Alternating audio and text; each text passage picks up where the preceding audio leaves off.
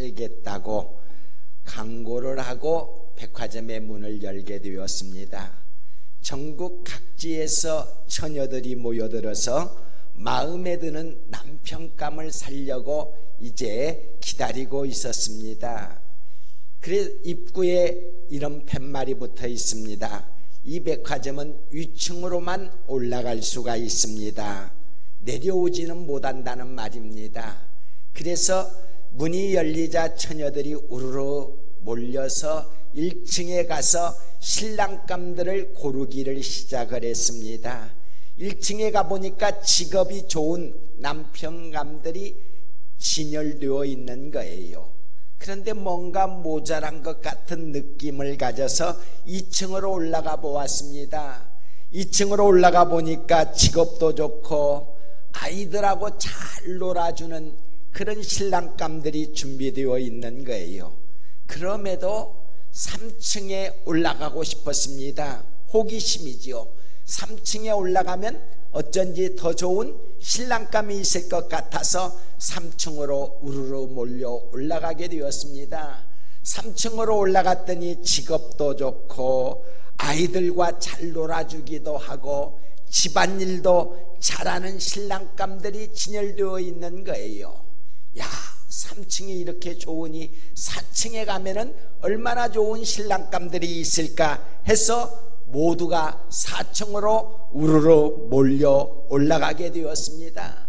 4층에 진열된 신랑감들을 보니까 직업도 좋고 아이들하고 잘 놀아주기도 하고 그리고 가정일도 잘 도와주기도 하고 거기다가 잘생겼다는 말입니다. 예? 너무너무 좋은 신랑감들이지요. 그런데 이들 마음속에 4층이 이렇게 좋다면 5층은 얼마나 좋을까? 그래서 5층으로 우르르 몰려 올라가게 되었습니다. 5층에 갔더니 신랑감들이 보이지 않는 거예요. 그리고 글씨가 보입니다. 뭐라고 써 있느냐? 만족도 모르고 욕심만 있는 당신, 출근은 왼쪽이니 왼쪽으로 나가주시기 바랍니다. 신랑감을 구하러 왔다가 구하지 못하고 욕심 때문에 쫓겨나게 되었다는 말입니다. 하나님의 말씀에 욕심이 잉태한 즉 죄를 낳고 죄가 장성한 즉 사망을 낳는다고 말씀해 주고 있습니다. 감사는 결코 욕심의 결과가 아닙니다. 욕심이 만족되면 나는 감사하겠다, 천만의 말씀이에요. 그 사람은 일평생 감사할 수가 없게 되는 것입니다. 우리 맥주감사 주일을 앞두고 어떤 자세로 하나님께 감사하는 성도가 되어야 하느냐, 오늘 본문 말씀을 통하여서 배우고자 합니다. 21절의 말씀 다시 한번 합독하겠습니다. 너희의 처음 익은 곡식 가루를 떡을 대대에 여호와께 거제로 드릴지니라. 처음 익은 곡식 그리고 거제라는 말이 나오고 있습니다. 처음 열매와 거제를 드리는 것이 하나님 앞에 맥주 감사를 지키는 거예요. 그럼 처음 열매를 드린다는 의미가 무엇이냐? 첫째는 하나님 제일주의로 사는 것을 말씀해 주고 있습니다.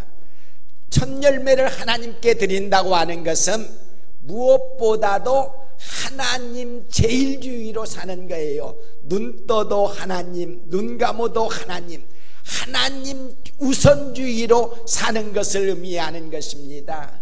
하나님 제일주의로 사는 사람은 무슨 일을 만나든지 먼저 하나님께 드리게 되는 거예요. 유옥선 권사님은 이삭 토스토를 경영하면서 첫 손님이 찾아오게 되면 매일같이 무조건 그것을 하나님께 드리고 있다고 합니다. 목욕탕을 경영하는 서울의 안수 집사님은 문을 열자마자 들어오는 손님들의 요금을 하나님께 바치며 산다고 합니다. 이발소를 경영하는 전주의 어떤 집사님은 문을 열고 첫 번째 들어닥치는 손님들, 그 머리 깎은 돈을 주님께 드리며 산다고 합니다. 우리가 잘 아는 원종수 권사님의 간증, 이분은 어려서부터 가난하게 자랐습니다. 공부를 잘해서 서울대학 의과대학을 입학하게 되었습니다. 평소에 소원이 있었습니다. 의사가 되어서 월급을 받게 되면 어머니 속옷을 사드리고 어머니와 돼지고기를 구워서 마음껏 먹어보고 싶었습니다. 아마도 몹시 가난하게 산 것 같습니다. 드디어 의과대학을 졸업하고 서울대 병원에서 인턴으로 들어가서 이제 한 달이 지나게 되었습니다. 그렇게 기다리던 첫 월급을 받게 되었어요. 이제 월급을 받고 집으로 돌아오면서 월급 봉투를 들고 집에 돌아오면서 고깃간을 지나게 되었습니다. 고기를 사가지고 가서 어머니와 구워 먹을까? 아니야. 봉투를 뜯지 않고 이번에는 어머님께 드리는 게 옳을 거야. 옷가게를 지나가면서 속옷을 사고 싶었습니다. 그러나 먼저 봉투채 드리고 싶었습니다. 그래서 봉투를 들고 어머니께 달려갔습니다. 어머니, 저 첫 월급을 받았습니다. 이걸로 맛있는 고기를 사 먹고 그리고 제가 어머니에게 속옷을 사드리기를 원합니다. 원종수가 이제 흥분해서 어머니께 그렇게 말씀을 드리자 어머니 말씀이, 종수야, 기왕 믿을 바에 잘 믿자. 지금까지 우리가 하나님의 은혜로 살아왔으니 성경대로 우리가 믿음을 보이자. 처음 월급 받은 것이니 첫 열매지 않느냐, 하나님께 바치자. 그래서 속옷도 사지도 못하고 고기도 먹지도 못하고 몽땅 하나님께 바치게 되었습니다. 종수가 말했습니다. 어머니, 좀 억울합니다. 11조만 드려도 되지 않느냐고. 그랬지만 어머니의 뜻이 완강했기 때문에 어머니의 마음대로 몽땅 바치게 되었습니다. 그리고 보름쯤 지날 때였습니다. 의과대학 학장님이 부르셔서 갔더니 종수 보고 하는 말이 전국 의사고시에서 당당하게 1등을 했다는 거예요. 그래서 상급이 나왔다는 것입니다. 상금을 받아보니까 첫 월급에 갑절이 되는 거예요. 되었다. 하나님께서 축복하셨구나. 어머니 속옷도 사드리고 이번에는 고기도 마음껏 먹을 수 있겠구나. 그래서 상금을 가지고 어머니한테 달려갔어요. 어머니, 내가 1등 했다고 상금을 받았어요. 어머니, 이걸로 이번에는 고기를 먹고 어머니 속옷을 사드리고 싶습니다. 그때 어머니가 웃으시면서 종수의 그 상금을 받아들고서 하는 말이, 종수야, 너 상금을 타본 일 있느냐? 상장은 받았지만 상금을 받은 일이 있느냐? 종수가 없다고 고개를 젓습니다. 그리고 처음인데요. 그러면 상금도 첫 열매가 되느니라. 첫 열매는 하나님께 드려야지. 시험에 들 줄 모르니까 종수야, 내일 새벽에 나랑 새벽기도 나가서 하나님께 바치자. 그래서 어머니에게 끌려서 새벽기도 나가서 첫 열매를 다 드렸답니다. 하나님은 이렇게 믿음으로 살고자 하는 자를 반드시 축복해 주시는 거예요. 원종수 씨는 미국 의학계를 깜짝 놀라게 했을 뿐만 아니라 세계를 깜짝 놀라게 하는 최고의 의사가 되었습니다. 하나님이 축복하시니까 가난한 자가 크게 쓰임을 받는 위대한 인물이 되었다는 말입니다. 맥주 감사절은 첫 열매를 하나님께 바치는 주일입니다. 하나님 제일주의로 산다는 것을 내 믿음을 보여주는 날입니다. 하나님 우선주의로 나는 살고 있습니다. 내가 먹는 것보다, 내가 어떤 옷을 사 입는 것보다, 내가 어떤 곳에 구경 가는 것보다 하나님이 먼저입니다. 하나님 우선주의로 사는 믿음을 보이는 주일이 맥주 감사주일이라는 말입니다. 두 번째는 사랑이에요. 첫 열매를 드린다고 하는 두 번째 의미는 사랑이라는 말입니다.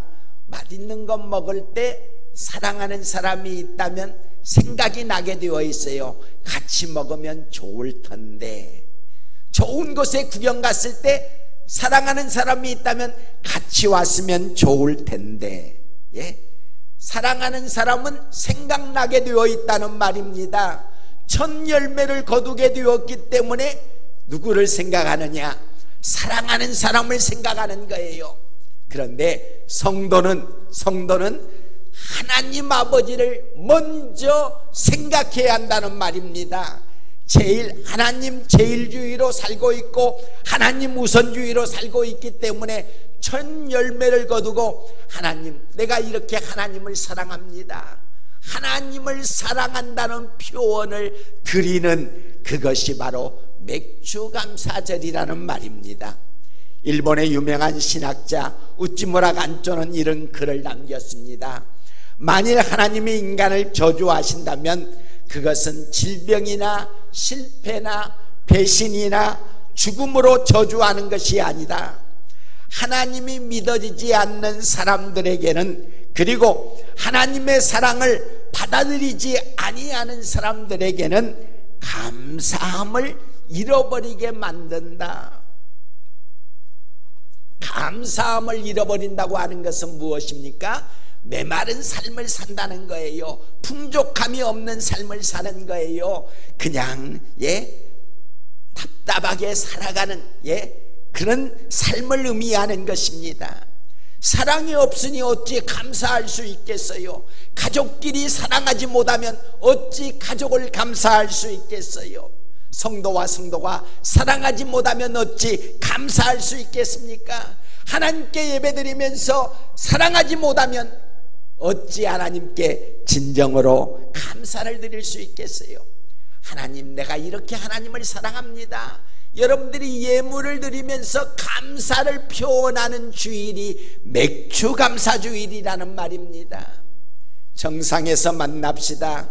행복한 크리스찬의 고백이라고 하는 책을 쓴 지그 지글러라는 유명한 분이 계십니다. 이분이 75세에 자서전을 쓰게 되었습니다.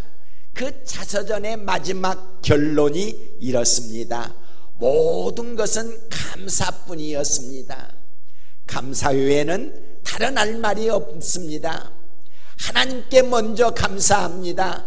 나는 혼자 살아가는 줄 알았는데 하나님의 말씀과 하나님의 천사가 나를 늘 지켜주셨습니다. 그리고 내게 가족을 주심을 감사합니다. 사랑하는 딸, 사랑하는 아내, 사랑하는 가족들이 나에게 얼마나 고마움을 주었는지 나는 가족들을 생각하며 늘 감사합니다. 나 혼자 사는 것이 아니라 가족과 더불어 산다고 하는 것, 하나님의 은혜인 줄 믿고 감사를 드립니다. 내 주변에 고마운 분들이 너무너무 많은 것들을 깨닫게 될 때 하나님께서 이렇게 좋은 사람들을 붙여주신 것을 나는 감사합니다. 감사가 그의 인생의 결론이었다는 말입니다. 세계적인 책을 써서 많은 사람들에게, 특별히 많은 젊은이들에게 감동을 주었던 지글러 박사는 자기 인생의 결론이 감사라는 말이에요. 감사가 결론입니다. 감사가 사랑입니다. 사랑하기 때문에 감사하는 것이고, 감사가 있기에 내 인생이 풍부해지는 것입니다. 세 번째는 그대로입니다. 열매를 그대로 드린다는 의미입니다. 그대로 드린다는 의미가 어떤 의미입니까? 첫 열매는 바꿀 수가 없다는 거예요. 가물어 가지고 열매가 잘 맺히지 않았어요. 그렇지만 그 첫 열매가 잘못 맺혔다고 다른 걸로 바꾸어서 드릴 수가 없다는 말입니다. 첫 열매는 첫 열매입니다. 그대로 드려야 한다는 말입니다. 이게 무슨 교훈입니까? 있는 그대로, 있는 그대로, 내가 있는 그대로 하나님께 나를 바치는 거예요. 지난주에 말씀드렸던 베세다의 광야에서 많은 사람들이 굶주리고 있을 때 어린아이의 점심, 보리떡 5개, 물고기 2마리, 큰 물고기가 아니에요. 멸치같이 작은 물고기 2마리, 그 2마리를 가지고 주님은 축사하셨어요. 있는 그대로 하나님 앞에 감사를 드렸다는 말입니다.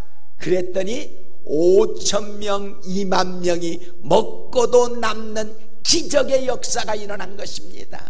여러분, 있는 그대로 드리는 것이 우리 맥주감사절의 의미인 거예요. 여기에 어떤 치장을 하고, 여기에 어떤 화장을 하고, 여기에 어떤 것을 플러스하는 것이 아닙니다. 내 삶에 있는 그대로 하나님 보시옵소서, 내게 있는 이것입니다. 나를 받아주옵소서. 이것이 맥주 감사절을 지키는 바른 의미라는 말입니다. 중국 정부로부터 타협을 해서 허락을 받은 교회가 삼자교회입니다. 이 삼자교회는 아무도 방해하는 사람이 없어요. 그래서 많은 사람들이 모여듭니다. 엄청난 사람들이 모여듭니다. 그러나 그곳에 드려지는 헌금은 국가가 가져가는 거예요. 중국에서 정부가 가져가 버리는 거예요. 그러니까 이들이 헌금을 열심히 하지도 않습니다. 그리고 목사가 설교하는 것도 공산당국이 간섭을 하게 되는 것입니다. 그런데 이 공산주의와 타협하지 아니하고, 정부와 타협하지 아니하고 순수하게 복음을 전하는 교회가 있습니다. 이 교회를 지하교회라고 말합니다. 땅속에 들어있는 교회가 아니고 가정에서 몰래 숨어서 예배를 드리는 교회이기 때문에 지하교회라고 표현을 하고 있습니다. 제가 중국 선교사로서 중국에서 활동을 하면서 지하교회에 들어가서 예배를 드리는데, 설교를 하는데 설교 중에 쪽지가 올라와요. 목사님, 밤새도록 말씀을 전해주세요.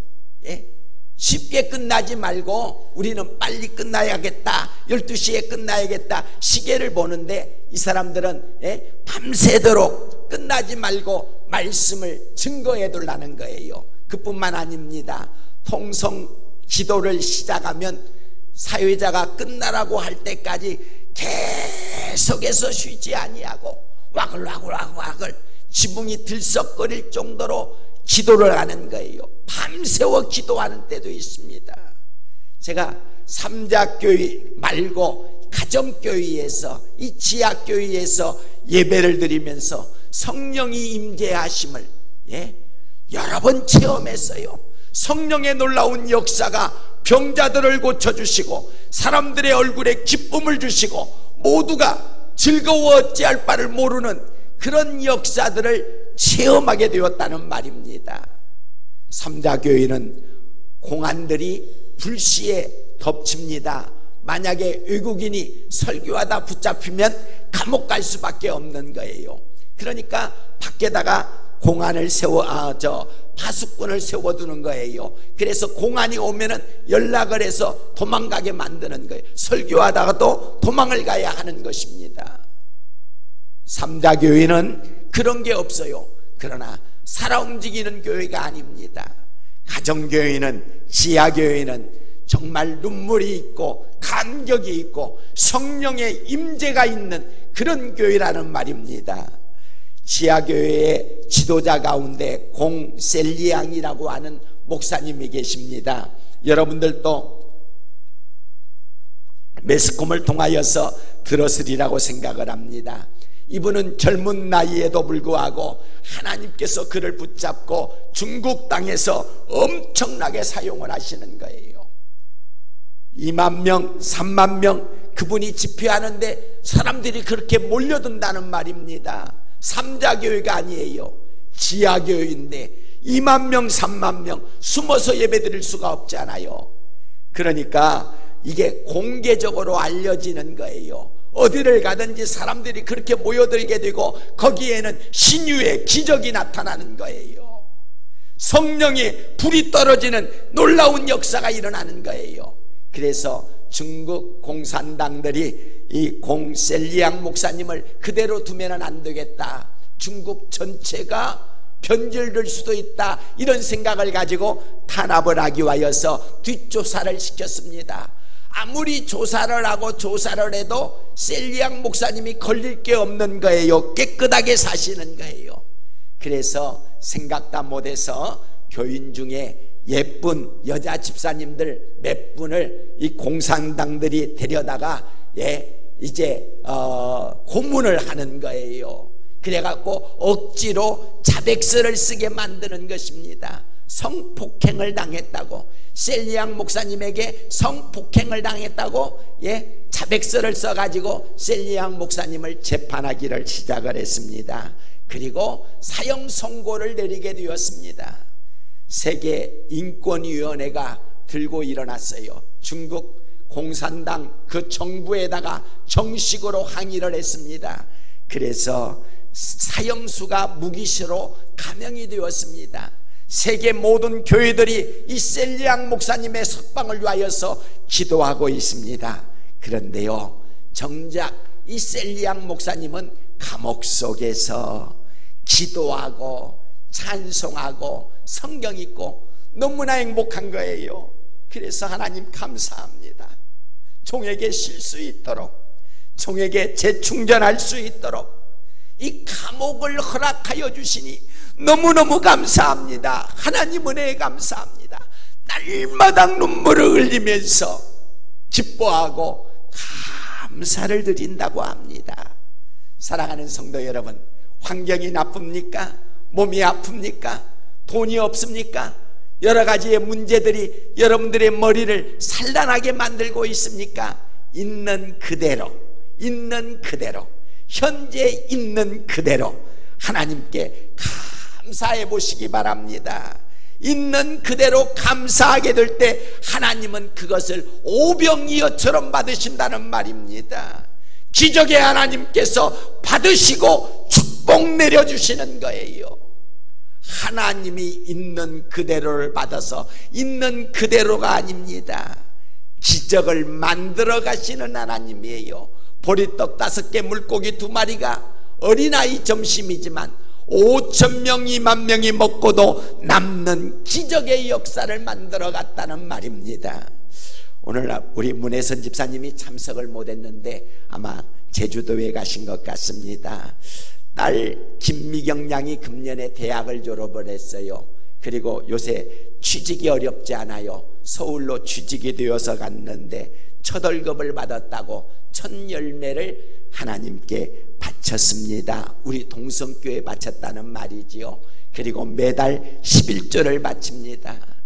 제가 보니까 딸이 둘이 있는데 우리 문혜선 집사님에게 큰 딸과 작은 딸이 있는데 교대로 오는 것 같아요. 격주로 오는 것 같아요. 한 주는 큰 딸이 오고 한 주는 작은 딸이 오고 어머니 혼자 사는데 외롭지 않게 어머니에게 효도한다는 말입니다. 하나님께 효도하고 어머님께 효도하는 자녀, 하나님께서 그대로 버려두시지 않는 거예요. 하나님께서 성경대로 축복 내려주시는 거예요. 기도대로 축복 내려주시는 거예요.